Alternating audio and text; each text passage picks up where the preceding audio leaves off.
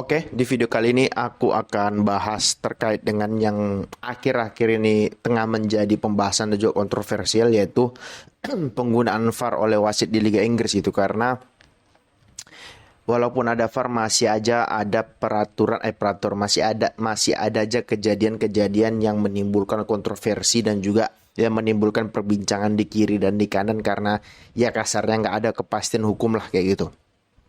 Gini, em, VAR, sekali lagi gini ya, ini aku disclaimer dulu. VAR itu adalah alat yang memutuskan, itu kan tetap manusia, which is wasitnya yang memutuskan gitu. Nah, kemudian VAR ini kan hanyalah alat pembantu, hanyalah apa ya kasarnya, hanyalah bukti tambahan lah kayak gitu kalau dalam hukum. Hanya bukti tambahan yang memutuskan dan juga yang mengambil keputusan itu tetap wasit gitu. Nah, artinya si VAR ini berguna sebagai alat bantu wasit untuk melihat kejadian yang ada di lapangan yang dia tidak terlihat, detail-detail kecil yang dia tidak bisa lihat ketika sedang berjalannya pertandingan kayak itu. Contohnya adalah kayak misalkan penalti, kartu merah, itu gol atau tidak. Nah, itu yang menjadi menjadi objek apa ya, menjadi objek dari VAR tersebut gitu, karena ada detail-detail kecil yang wasit tidak bisa melihat ke arah situ, maka dari itu digunakanlah VAR gitu. Nah,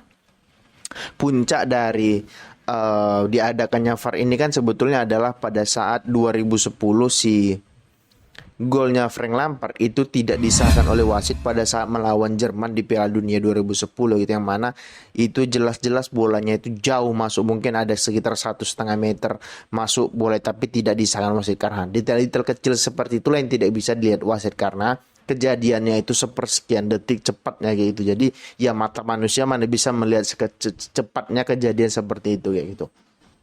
Nah, di Liga Inggris seperti yang sudah sering aku bilang, yang sudah sering aku jelaskan, Liga Inggris itu memiliki peraturannya sendiri yaitu, nah, di musim lalu bahkan wasit itu tidak terlalu sering melihat VAR kecuali dia tidak benar-benar yakin. Contohnya misalkan kalau itu penalti atau tidak gitu ya. Yang menentukan itu siapa? Yang menentukan itu wasit VAR-nya. Wasit yang ada di lapangan itu hanya perpanjangan tangan dari wasit VAR gitu. Jadi dia tidak melihat kejadian itu secara utuh. Yang melihat itu adalah wasit yang ada, wasit VAR lagi itu, yang ada wasit wasit yang apa namanya, yang ada di belakang layar kayak gitu. Tujuannya adalah tidak ingin mengintervensi keputusan, bukan, tidak ingin mengurangi kewenangan ataupun tidak ingin apa ya, menjadikan wasit yang ada di lapangan itu menjadi wasit seperti wasit robot kayak gitu. Makanya dia tidak diberikan begitu leluasa untuk melihat VAR di pinggir lapangan gitu. Nah, kalau di liga lain mau itu penalti atau tidak, makanya wasit yang ada di lapangan itu akan ke pinggir lapangan untuk melihat kejadian tersebut, apakah penalti atau tidak dan lain sebagainya kayak gitu. Nah, kemudian di musim ini wasit Liga Inggris, karena mungkin di musim lalu itu sangat banyak kontroversi, wasit musim ini lebih proaktif lah ingin melihat ke pinggir lapangan dan sudah ada aturannya itu. Nah, walaupun demikian yang menjadi cukup unik dari Liga Inggris adalah tidak ada aturan baku itu penalti, itu offside sudah jelas karena tinggal tarik garis, itu penalti, itu kartu merah atau itu kartu kuning dan lain sebagainya. Tidak ada aturan baku yang mengatur itu. Jadi wasit di Liga Inggris itu diberikan hak penuh untuk memutuskan sebuah kejadian yang ada di lapangan. Artinya misalkan begini, misalkan di pertandingan sebelumnya wasitnya sama, kemudian pemainnya sama, melakukan handsball dengan cara yang sama. Nah, di pertandingan berikutnya wasitnya sama dengan pemain yang sama, tapi di match yang berbeda melakukan handsball yang sama, tapi itu diganjar penalti. Artinya sangat subjektif keputusannya, tidak ada kepastian hukum. Contoh kecilnya adalah pada saat Romero deh. Pada saat lawan MU dia kan handsball, kelihatan itu sangat handsball, bahwasanya itu handsball, tapi tidak dikasih penalti sama wasit. Tapi di pertandingan lainnya, pemain yang sama itu Romero melakukan handsball pada saat melawan Arsenal dan diberikan penalti. Nah, itu adalah salah satu contoh bahwasanya wasit di Inggris itu diberikan keleluasaan untuk memutuskan sebuah kejadian. Berbeda dengan Liga Spanyol, Liga Italia gitu. Artinya kalau misalnya Romero kayak gitu handsball, maka di pertandingan berikutnya mau pemain siapapun yang melakukan hal tersebut, mau wasit siapapun yang tidak melakukan hal tersebut, pasti akan memberikan penalti, atau sebaliknya kalau memang itu tidak penalti ya di pertandingan berikutnya hal kayak gitu juga akan tidak akan dikenai sanksi penalti kayak gitu. Jadi ya itulah salah satu peraturan uniknya Liga Inggris, dan juga yang mungkin ini bagian dari marketing Liga Inggris sih, supaya terus dibicarakan di media, terus dibicarakan di defense, karena kontroversi itu kan membuat nama mereka semakin naik, semakin dibicarakan. Nah, ketika semakin dibicarakan ya sponsor masuk, share masuk dan lain sebagainya kayak gitu. Nah, di musim ini saja sudah ada banyak kejadian kayak gitu yang menurutku itu tidak adil kayak gitu ya, terlepas dari memang pada saat ini kan hal ini kan mulai kembali digaungkan bahwasanya ini tidak adil dan lain sebagainya adalah ketika laga Arsenal melawan Newcastle, yang mana pemain Newcastle itu mendorong Gabriel Magalhaes dan kemudian menjadi gol gitu. Nah, itu yang menjadikan Arteta teriak-teriak, dia nggak sadar MU musim ini mungkin ada 5 kali gol yang dianulir karena keputusan VAR ataupun mereka kebobolan karena keputusan VAR kayak gitu.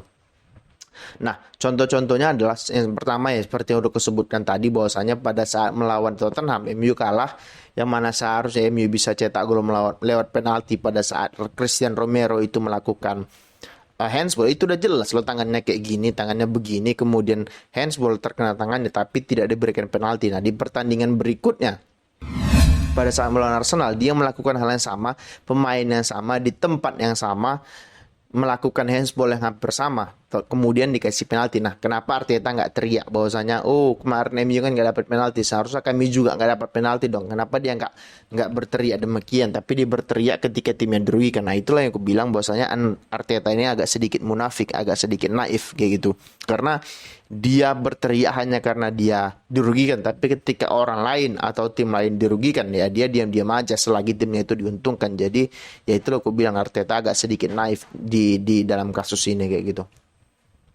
Nah, kemudian apalagi banyak momen kayak misalkan bahkan pada saat MU lawan Arsenal juga gitu. Pada saat itu ada Højlund yang masuk ke kotak penalti, kemudian dia didorong oleh Gabriel Magalhaes, tapi juga wasit nggak melihat VAR. Padahal itu jelas-jelas Gabriel mendorong mereka ketika 1 lawan 1.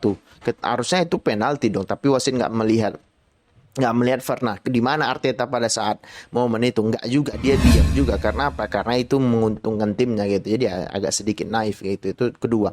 Kemudian yang ketiga adalah ya memang pada saat laga Arsenal kemarin ya itu agak sedikit kontroversi sih. Itu pelanggaran atau tidak, itu bola out. Kalau out itu clear karena itu sudah jelas ada line teknologi kayak gitu. Yang kedua, apakah itu pelanggaran? Yang menurutku juga nggak pelanggaran kan. Ya itu kan artinya bolanya 50-50. Kemudian apakah itu offset? Nggak offset gitu. Kalau aku mau berada di posisi Arteta yang ketika dia diam pada saat timnya dirugikan, ya aku bilang itu nggak offset dan itu golnya sah kayak gitu.